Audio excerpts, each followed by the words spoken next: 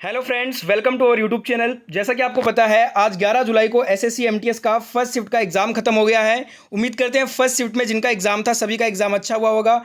25 जो आपके GK GS current affair के 100% रियल ऑथेंटिक क्वेश्चन जो पूछे गए थे वो क्वेश्चन अपने डिस्कस करेंगे। सबसे पहले आपको सटीक जो एनालिसिस मिलता है जीके जीएस का वो इसी चैनल पे मिलता है, इसलिए जिनका भी आगे एग्जाम है रोजाना एनालिसिस देखने के लिए रियल क्वेश्चन का इस चैनल को सब्सक्राइब जरूर कर लीजिए और बेल आइकन को भी ऑन कर लीजिए। और आज वाला शिफ्ट बहुत ही आसान था जीके का, तो देखते हैं किस किस प्रकार के क्वेश्चन पूछे गए थे। तो देखिए फ्रेंड्स, क्वेश्चंस आपके स्क्रीन पे आ गए हैं। वीडियो को लाइक और शेयर नहीं किया है तो फटाफट से लाइक और शेयर कर दीजिए। आज आपसे फर्स्ट शिफ्ट में एक क्वेश्चन पूछा गया था संविधान का कि भारत में संविधान संशोधन की जो प्रक्रिया है वो किस देश से लिया गया है। ऐसे क्वेश्चन पीछे भी पूछे गए थे एमटीएस के एग्जाम में और आगे भी आएंगे इस प्रकार के क्वेश्चन। तो जिनका एग्जाम बाकी है संविधान संशोधन से रिलेटेड सभी क्वेश्चन करके जाइए और कौन सा संविधान की जो प्रक्रिया है किस देश से ली गई है ये टॉपिक जरूर पढ़ के जाइए। दक्षिण अफ्रीका से जो है ना संविधान संशोधन की प्रक्रिया ली गई है। नेक्स्ट क्वेश्चन, उससे पहले मैं आपको बता दूं संविधान संशोधन जो है ना ये आर्टिकल 368 में है और कौन सा भाग है तो भाग 20 है। ठीक है। नेक्स्ट क्वेश्चन आया था एग्जाम में आज कि खुशवंत सिंह की जो बुक है ना ट्रेन टू पाकिस्तान वो आपसे पूछी गई थी। कल मैंने आपको इंपॉर्टेंट क्वेश्चन में खुशवंत सिंह की सभी बुक करवाई थी ये वाली, और मैंने कहा था कि यहाँ से एक क्वेश्चन आएगा और आज आपसे एक क्वेश्चन पूछा था कि ट्रेन टू पाकिस्तान जो बुक है वो किसकी है, तो ये खुशवंत सिंह की। इनकी और भी मुख्य जो पुस्तकें हैं ना वो भी पढ़ लीजिए क्योंकि यहाँ से आगे भी क्वेश्चन डेफिनेटली आएंगे। नेक्स्ट क्वेश्चन आया था चन्ना मेरेया, ये जो सॉन्ग है ये किसने गाया था। अब देखिए ऐसे क्वेश्चन भी हमें पढ़ने पड़ेंगे क्योंकि एसएससी ऐसे क्वेश्चन भी पूछ रहा है। चन्ना मेरेया जो सॉन्ग है ना वो अरिजीत सिंह के द्वारा गाया गया था और ये फिल्म कौन सी थी, तो इस फिल्म का नाम था ए दिल ए मुश्किल। इसमें जो लिरिक्स थे ना इस गाने के वो अमिताभ भट्टाचार्य ने लिरिक्स जो है वो लिखे थे। नेक्स्ट क्वेश्चन है वर्ष 2022 में भारत के विदेश सचिव कौन है। ये क्वेश्चन आपका आज रिपीट हुआ है। इंपॉर्टेंट क्वेश्चन में कल हमने ये क्वेश्चन किया भी था और ये क्वेश्चन दूसरी बार पूछा गया एमटीएस में। वर्ष 2022 में भारत के विदेश सचिव हैं विनय मोहन कात्रा। और एक क्वेश्चन पहले पूछा जा चुका है इस बार एमटीएस में कि मुख्य आर्थिक सलाहकार, तो वो है डॉक्टर वी अनंत नागेश्वरन। ये क्वेश्चन भी डेफिनेटली आगे रिपीट होगा। नेक्स्ट क्वेश्चन है जो आज पूछा गया था कि पीएम जो स्वनिधि समृद्धि योजना जो है ना वो शुरू की गई थी कब। पीएम स्वनिधि समृद्धि योजना की बात करें तो ये 4 जनवरी 2021 को शुरू हुई थी और इसे किसने शुरू किया था, तो ministry of housing and urban affairs के द्वारा ये शुरू की गई थी। और एक और चीज़ ध्यान रखिएगा, पीएम स्वनिधि जो समृद्धि योजना है ना ये लॉन्च हुआ था 1 जून 2020 को। नेक्स्ट क्वेश्चन पूछा गया था अंतर्राष्ट्रीय हॉकी का मैच कितने मिनट तक चलता है। अंतर्राष्ट्रीय हॉकी का मैच पूछा है और कल एक आपसे क्वेश्चन पूछा गया था 8 तारीख वाले शिफ्ट में कि हॉकी में कितने खिलाड़ी होते हैं। तो इस प्रकार के जितने क्वेश्चन बनते हैं मैंने आपको करवाए हैं इंपॉर्टेंट क्वेश्चन में। प्रैक्टिस वीडियो से बहुत क्वेश्चन आज भी आए हैं, इसलिए बोल रहा हूं जो प्लेलिस्ट हमने तैयार की है प्रैक्टिस वीडियो की उन सभी को जरूर देखकर जाइए। लिंक आपको डिस्क्रिप्शन में मिल जाएगा ऊपर ही ऊपर। अंतर्राष्ट्रीय हॉकी का जो मैच है ये 60 मिनट तक खेला जाता है। अब देखिए कबड्डी का भी पूछ सकते हैं आपसे, कबड्डी का मैच 40 मिनट तक चलता है। फुटबॉल का खेल 90 मिनट तक चलता है। वहीं बात करें बास्केटबॉल की तो बास्केटबॉल का खेल 10 या फिर 12 मिनट के 4 क्वार्टर्स में खेला जाता है। नेक्स्ट क्वेश्चन आया था आज वायुमंडल में नाइट्रोजन गैस का प्रतिशत। अब इससे आसान क्वेश्चन नहीं हो सकता। मैंने जो लिखा है ना हलवा शिफ्ट, क्योंकि बहुत आसान क्वेश्चन आज फर्स्ट शिफ्ट में पूछे गए थे। नाइट्रोजन का आपको पता होगा 78.08% होता है। ऑक्सीजन O2 की बात करें तो 20.95% होता है। वहीं जो और भी इंपॉर्टेंट है ना ये सभी आप याद कर लीजिए, आगे आने वाले शिफ्ट में डेफिनेटली एक क्वेश्चन यहाँ से और पूछा जाएगा। नेक्स्ट क्वेश्चन आया था एग्जाम में निम्नलिखित में से कौन भारत की सबसे ऊंची चोटी है।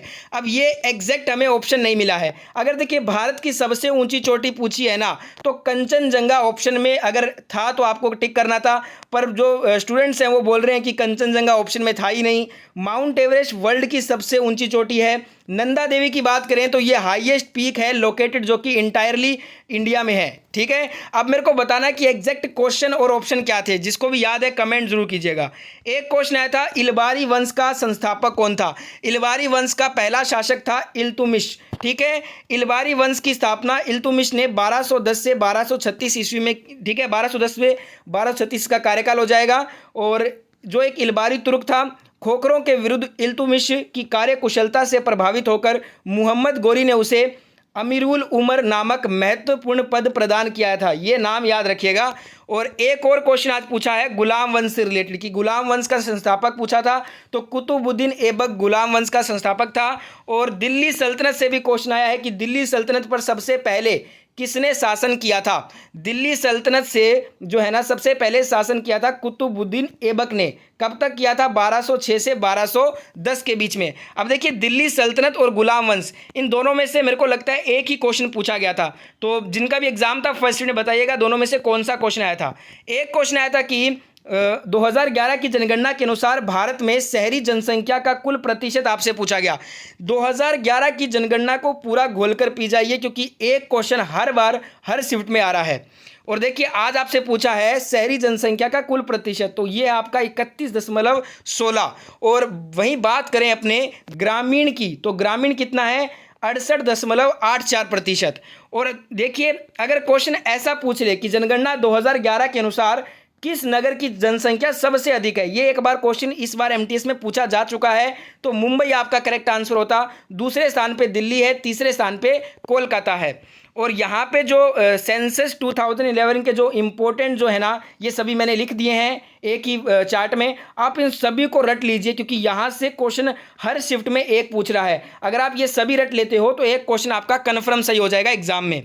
नेक्स्ट क्वेश्चन आया था उपाधियों का उन्मूलन भारतीय संविधान के किस आर्टिकल के अंतर्गत आता है। आर्टिकल से एक क्वेश्चन हर शिफ्ट में आ रहा है। आज आपसे पूछा है उपाधियों का उन्मूलन ये भारतीय संविधान के किस अनुच्छेद में के अंतर्गत आता है, तो ये आता है अनुच्छेद 18 के अंतर्गत। और देख एक और क्वेश्चन हमें मिला है, ये क्वेश्चन में मेरे को डाउट है, बताना जिनका एग्जाम फर्स्ट शिफ्ट में था ये क्वेश्चन पूछा था या फिर नहीं। अगर पूछा है कि समता या समानता का अधिकार किस अनुच्छेद में है, तो इसका आंसर होगा अनुच्छेद 14 से 18 में।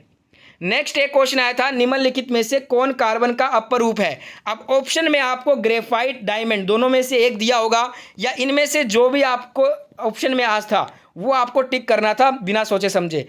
वैसे ज़्यादातर जो क्वेश्चन आता है ना ये वाला, उसमें ग्रेफाइट या डायमंड ही हमें मिलता है। नेक्स्ट एक क्वेश्चन था वर्ष 2020-21 में भारत की ओर से टोक्यो ओलंपिक भाला फेंक में किसने स्वर्ण पदक जीता था। ये क्वेश्चन आज रिपीट हुआ है दूसरी बार। ये क्वेश्चन पहले एमटीएस में आया था, आज फिर से पूछा है। नीरज चोपड़ा इसका राइट आंसर था। अगर आपसे खेल पूछा था ना कि किस खेल में जो है ना ये पदक जीता था, तब आपको आंसर करना था भाला फेंक। अगर नाम पूछा था तो नीरज चोपड़ा करना था। ठीक है। एक क्वेश्चन आया था कि यहाँ पे देखिए ये क्वेश्चन नहीं है, ये मैंने इंपॉर्टेंट एक चार्ट तैयार किया है। जो मुख्य जो है ना जितने भी सेक्रेटरी हैं ये सभी पद जो है ना आप याद कर लीजिए, क्योंकि एक क्वेश्चन यहाँ से भी हर बार पूछा जा रहा है, ये भी आप एक बार पढ़ लीजिए। नेक्स्ट क्वेश्चन आया था कि चेरा पनहारा एक परंपरा है, एक प्रसिद्ध अनुष्ठान है जो कि किससे जुड़ा हुआ है, तो ये आपका जगन्नाथपुरी रथ यात्रा से जुड़ा हुआ है। और ये क्वेश्चन हूबहू क्या पूछा था, अगर आपको याद है तो कमेंट जरूर करना। अगर यही क्वेश्चन एग्जैक्ट था तो इसका आंसर हो जाएगा जगन्नाथपुरी रथ यात्रा।